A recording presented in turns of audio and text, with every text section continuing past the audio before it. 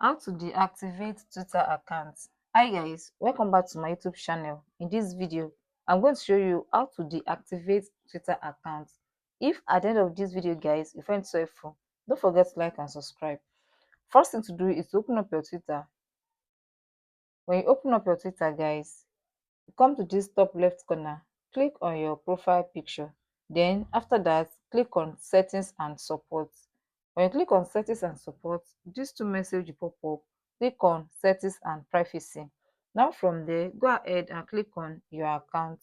When you click on your account guys, from this page you see the last option is deactivate account. Find out how you can deactivate your account. Just go ahead and click on deactivate account. Now it will bring you to this page. Then this will deactivate your account. You can just go through all the write-ups. Then if you want to deactivate it, just go ahead and click on deactivate. Now you'll be asked to put in your password. After confirming your password, just click on deactivate. That is how to deactivate accounts on Twitter. If you find this video so helpful, don't forget to like and subscribe.